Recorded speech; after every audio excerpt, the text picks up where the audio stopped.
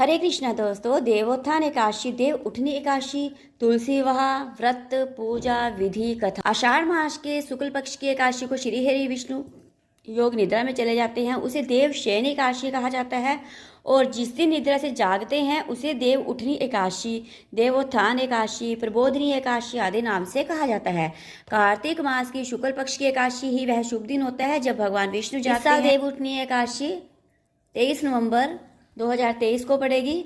तो आइए जानते हैं देव उठनी एकादशी के व्रत, कथा, महत्व के बारे में। इस दिन भगवान विष्णु 4 महीने के बाद जागते हैं। तुलसी के पौधे से उनका विवाह होता है। तुलसी विवाह के दिन एकादशी का व्रत रखा जाता है। देव उठनी एकादशी को तुलसी विवाह उत्सव भी कहा जाता है। देव उठनी एकादशी के बाद सभी तरह के कार्य शुरू हो जाते हैं। इस एकादशी के दिन सूर्योदय से पूर्व उठकर सर्वप्रथम नित्य क्रिया से निपटकर स्नान आदि कर स्वच्छ हो लेना चाहिए। स्नान किसी पवित्र धार्मिक तीर्थस्थल, नदी, सरोवर, कुएं पर किया जाए तो बहुत ही बेहतर माना जाता है। अन्यथा घर पर ही स्वच्छ जल से, उसमें आप गंगा जल को मिला सकते हैं, उससे स्नान किया जा सकता है। स्नान आदि के पश्चात निर्जला व्रत का संकल्प लेकर भगवान विष्णु की पूजा करनी चाहिए। सूर्योदय के समय सूर्य देव को अर्घ्य देना चाहिए। उस दिन संध्या काल में शालिग्राम रूप में भगवान श्री हरि का पूजन किया जाता है। तुलसी विवाह भी इस दिन संपन्न करवाया जाता है। हालांकि वर्तमान में तुलसी विवाह अधिकतर द्वादशी के दिन करवाते हैं। रात्रि में प्रभु का जागरण भी किया जाता है।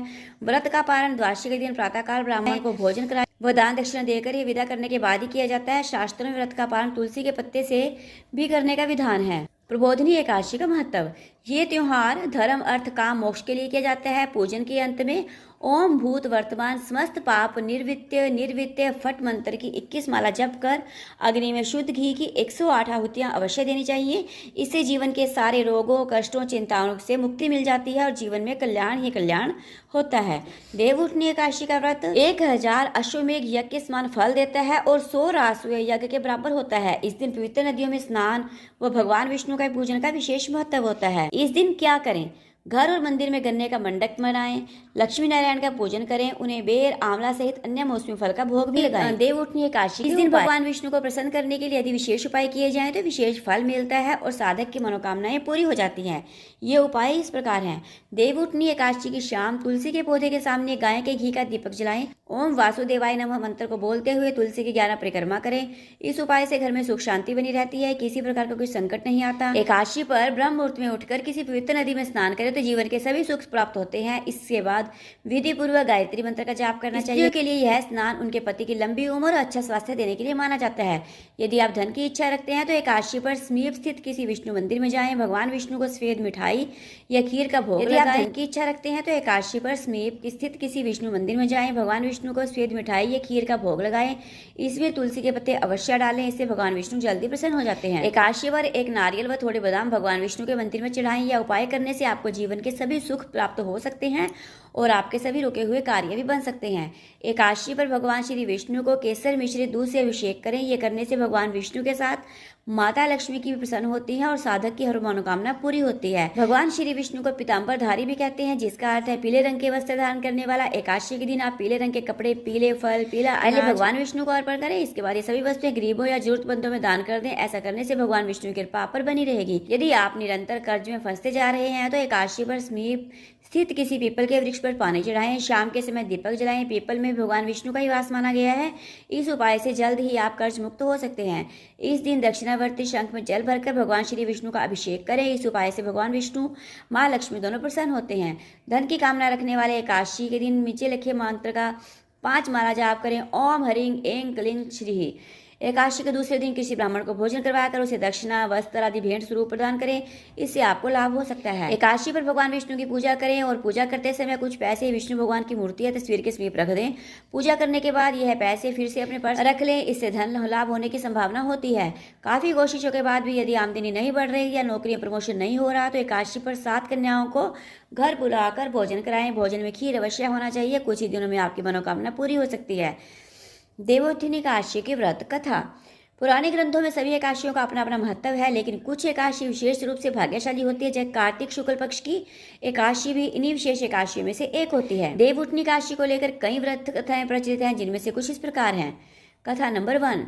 पंडित जी का कहना है कि एक बार की बात है कि माता लक्ष्मी ने भगवान विष्णु से कहा कि प्रभु या तो दिन रात जागते रहते हैं या फिर लाखों करोड़ों वर्ष तक सोते रहते हैं और सृष्टि का भी विनाश कर डालते हैं, इसलिए हे नाथ आपको हर साल नियमित रूप से निद्रा लेनी चाहिए।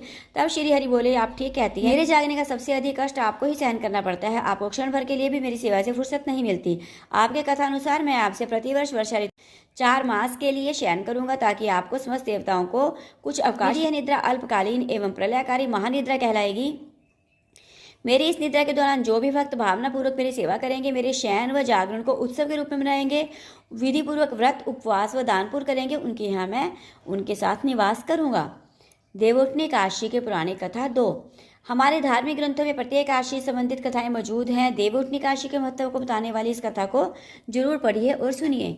एक बार की बात है कि एक बहुत ही धर्म पुण्य करने वाले राजा हुआ करते थे, लेकिन धर्म का दिखावा बहुत करते थे। कई बार तो अपनी प्रजा के साथ जबरदस्ती भी किया करते थे। काशी पर किसी भी घर में अन्न पकना तो दूर दुकानों पर अन्न को बेचने तक की भी बनाई होती थी। उनके यहाँ नौकरी के लिए राजा ने उसके सामने शर्त रखी कि वह जो भी खाने को देगा उसे उसी का आहार करना होगा।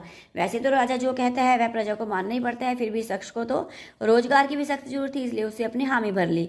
अब वह मन लगाकर काम करता। राजा भी उसके काम से प्रभावित था, इसलिए उसे ठीक ठाक भोजन भी। एक बार एकादशी की बात है कि पूरे राज्य में अन्न ग्रहण न करने की मुनादी करवा दी।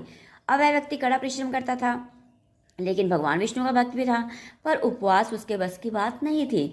एकादशी के दिन राजा ने उसे फलाहार रहने को कहा तो उसने अन्न की मांग की। तब उस राजा ने उसे कहा कि जो मैं तुम्हें दे रहा हूँ उसे ग्रहण करना पड़ेगा, तुम्हें उसी शर्त पर यहाँ रखा था। उसने कहा, महाराज आप चाहे और कुछ भी कहें पर मुझे भूखे रहना बर्दाश्त नहीं होता। तब राजा ने उसके काम को देखते हुए उसे अन्न दे दिया। अब वह नित्य की तरह नदी किनारे जाकर अपना भोजन बनाकर भगवान का आह्वान करता, भोग लगाने को कहता। भगवान भी प्रकट हुए, उनके साथ भोजन कर अंतर्ध्यान हो गए। 15 दिन बाद फिर एकादशी व्रत आया। बोलो श्री विष्णु भगवान की जय। उस दिन उसने राजा से दुगना अन्न देने की बात कही और कहा कि स्वयं भगवान मेरे साथ भोजन करते हैं, इसलिए हम दोनों के लिए यह कम पड़ता है। राजा ने सोचा कि इसका मानसिक संतुलन बिगड़ गया है। उसे लगभग धमकाते हुए उच्च स्वर में कहा कि मुझे इतने साल हो गए उपवास और धर्म के कार्य करते हुए, मुझे तो भगवान ने कभी दर्शन नहीं दिए और तेरे साथ वे भोजन करते हैं। उसने कहा, महाराज मैं झूठ नहीं बोल रहा हूँ, यकीन नहीं आ रहा तो आप स्वयं देख लेना। जैसे तैसे राजा ने फिर उसे भोजन दे दिया, लेकिन इस बार कहा कि अगर जो तुम कह रही हो सत्य न हुआ तो फिर इसका अंजाम भुगतने के लिए तैयार रहना। व्यक्ति ने जाकर भोजन पकाया, भगवान का आह्वान किया। राजा ही पेड़ के पीछे से उस पर नजर रख रहा था, भगवान नहीं प्रकट हुए। व्यक्ति ने विवश होकर संकल्प किया कि प्रभु यदि आपने भोजन ग्रहण नहीं किया तो मैं यही नदी में कूदकर अपने प्राण त्याग दूंगा। भगवान अब भी प्रकट नहीं हुए। वह जैसे ही दृढ़ निश्चय के साथ अपने प्राण त्यागने के लिए नदी की ओर बढ़ा तो भगवान प्रकट हुए और हमेशा की तरह उसके साथ भोजन करने लगे। क्रम को देखकर राजा की समझ में आ गया कि यह भगवान की ही माया है। वे ही मुझे समझाने की कोशिश कर रहे थे कि सच्ची श्रद्धा से किया गया धर्म पुण्य ही फलदायी होता है। इसके बाद राजा भी सच्ची श्रद्धा से भगवान भक्ति में लीन हो गए और अंतकाल में मोक्ष प्राप्त किया। बोलो श्री विष्णु भगवान की जय।